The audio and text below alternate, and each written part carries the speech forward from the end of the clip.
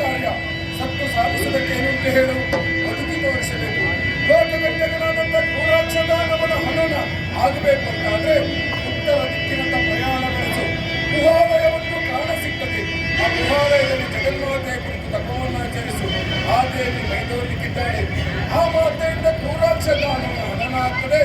ಉತ್ತರ ದಿಕ್ಕಿನಂತ ಪ್ರಯಾಣ ಬೆಳೆಸು.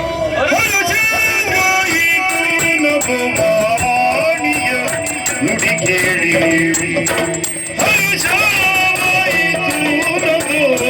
ಓಣಿಯ ನುಡಿ ಕೇಳಿ ಹೊರಡುವೆ ಹೊರಡುವೆ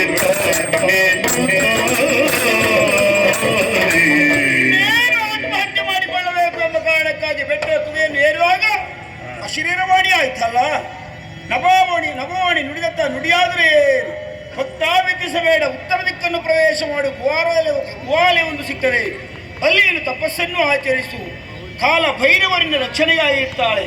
ಆದಿ ಶಕ್ತಿಯ ಜಗನ್ಮಾತೆ ಬಂದು ಕ್ರೂರ ದೈತ್ಯನ ವಧಿಸ್ತಾಳೆ ಅಂತ ಹೇಳಿದ್ದಲ್ಲ. ಆ ಕಾರಣಕ್ಕಾಗಿ ಉತ್ತರ ದಿಕ್ಕನ್ನು ಹಿಡಿದು ನಡೆದಿರುತ್ತೇನೆ, ನೋಡೋಣ.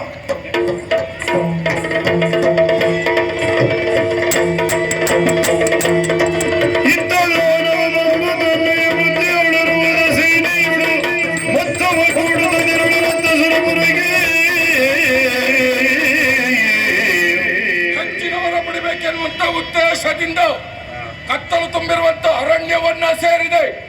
ಆರಾಧ್ಯ ದೇವನಾದಂಥ ಬ್ರಹ್ಮದೇವನ ಕುರಿತು ಘನಘೋರವಾದಂಥ ತಪವನ್ನು ಆಚರಿಸಿದೆ. ಮರಣವೇ ಬರದಿದ್ದಂತ ವರ ಅನುಗ್ರಹಿಸುವಂದಾಗ ಅದು ಕೊಡಲಿಕ್ಕಾಗುವುದಿಲ್ಲ ಅಂತ ಹೇಳಿದ್ದಾನೆ. ತ್ರಿಶಕ್ತಿಗಳು ಏಕಶಕ್ತಿಯಾಗಿ ನನ್ನ ಮುಂಭಾಗ ದುರಕ್ಕೆ ನಿಂತಾಗ ನನ್ನ ಪಾಲಿಗೆ ಮರಣ ಬರಲಿ ಎನ್ನುವ ಹಾಗೆ ಕೇಳಿಕೊಂಡಾಗ ತಥಾಸ್ತು ಎನ್ನುವ ಹಾಗೆ ಅನುಗ್ರಹಿಸಿದ್ದಾನೆ. ಮೂರು ಶಕ್ತಿ ಒಂದಾಗುವುದಿಲ್ಲ, ನನ್ನ ಪಾಲಿಗೆ ಮರಣವೇ ಇಲ್ಲ. ಅಧಿಕಾರವನ್ನ ಇನ್ನೂ ಹೆಚ್ಚಿಗೆ ಪಡಿಸಬೇಕು ಅಂತಾದ್ರೆ ಬಲಿಷ್ಠವಾದಂತ ಸೇನೆಯನ್ನ ಕೂಡಿಕೊಂಡು ಸ್ವರ್ಗಲೋಕರತ್ತ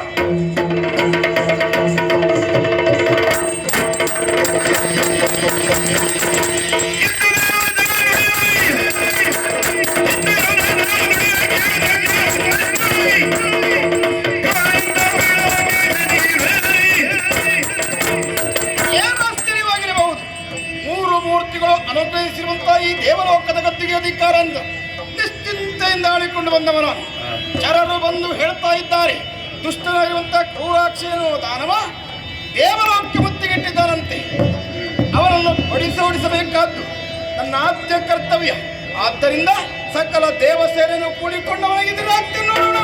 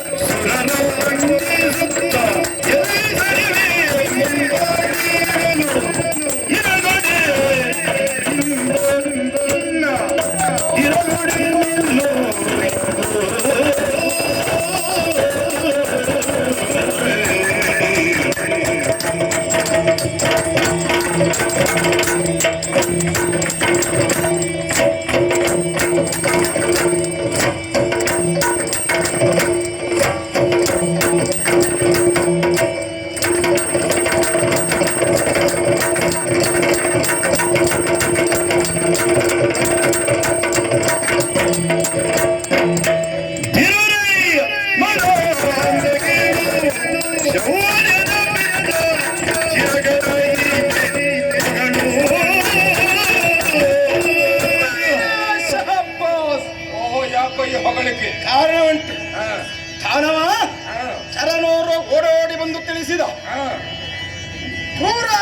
ಎನ್ನುವ ದಾನವ ದೇವಲೋಕಕ್ಕೆ ಮುತ್ತಿಗೆ ಇಟ್ಟಿದ್ದಾನೆ ಎನ್ನುವಂತ ವಿಚಾರ ತಿಳಿದಾಕ್ಷಣವೇ ಸಕಲ ದೇವಸೇನೆಯನ್ನು ಕೂಡಿಕೊಂಡು ಈ ಕಡೆ ಬಂದೆ.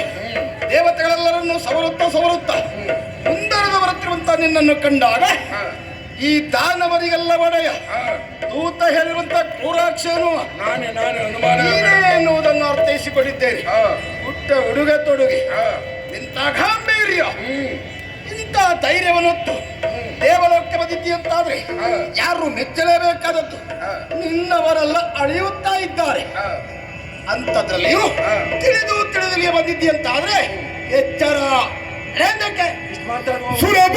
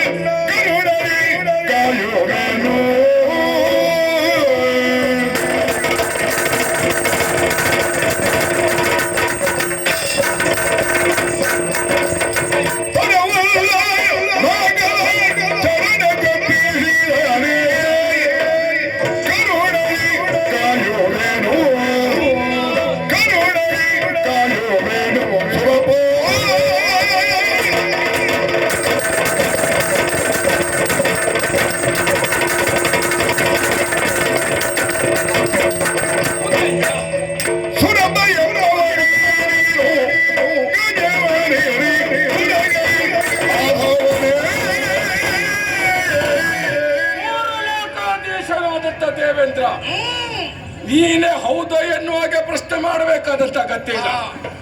ಐರಾವತವನ್ನ ಏರಿ ಬರುವ ಯಾರು ಕೇಳಿದ್ರೆ ನೀನೇ. ನಿನಗೆ ಬಿಟ್ರೆ ಬೇರೆ ಯಾರಿಗೂ ಆ ಯೋಗ್ಯತೆ ಇಲ್ಲ. ದೇವೇಂದ್ರ, ಹಿಂದೆ ಅನೇಕ ಮಂದಿ ದಾನವರಲ್ಲ ಸ್ವರ್ಗದ ಅಧಿಕಾರವನ್ನ ನನ್ನ ಕೈವಶ ಮಾಡಿಕೊಳ್ಳಬೇಕೆನ್ನುವಂತ ಉದ್ದೇಶದಿಂದ ಸೇನಾ ಸಮೇತರಾಗಿ ಬಂದದುಂಟು. ಅವಾಗ ನೀನೇನ್ ಮಾಡಿದೆ? ನಿನ್ನಿಂದ ಕೊಲ್ಲಲಾಗದಿದ್ದರೂ ದಾನವರ ವೈರಿ ಎಂದೆನಿಸಿಕೊಂಡಂತ ಹಾರ್ಯ ಸಹಾಯವನ್ನ ಯಾಚಿಸಿ ಒಬ್ಬೊಬ್ಬ ದಾನವರನ್ನ ಕೊಲ್ಲುವುದಕ್ಕೆ ಒಂದೊಂದು ಅವತಾರವನ್ನ ಎತ್ತಿದ್ದಾನಂತೆ. ನಮಗೆ ದೇವಲೋಕ ಕೊಟ್ಟದವರೇ ಅಲ್ವಾ? ಅಳಿದ ದಾನವರ ಆತ್ಮಕ್ಕೆ ಶಾಂತಿಯನ್ನ ಕೊಡಬೇಕೆನ್ನುವಂತ ಉದ್ದೇಶದಿಂದ ಏಕವೀರಾತ್ರಿಗೆ ಒಡೆಯದಂತ ಕ್ರೂರ ದೈತ್ಯ ನಾನು ಬಂದಿದ್ದೇನೆ. ಸ್ವರ್ಗದ ಸುರಪೀಠವನ್ನ ನನ್ನ ಚರಣಕ್ಕೆ ಒಪ್ಪಿಸಿದ್ದೆ ಹೌದು ಅಂತ ಆದ್ರೆ ನನ್ನ ಪ್ರತಿನಿಧಿಯಾಗಿ ಉಳ್ಕೊಳ್ಳೋದಕ್ಕೆ ಅವಕಾಶ ಉಂಟು. ಉಳಿದ ಅಮೃತ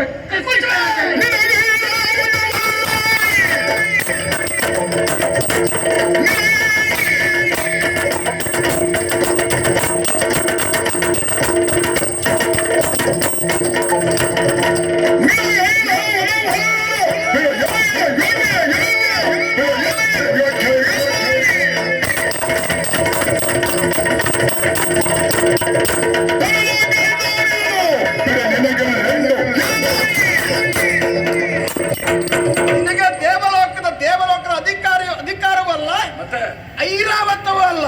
ನಿನ್ನ ಜಾಗ ಎಲ್ಲ ಗೊತ್ತಾ? ಸೇನೆ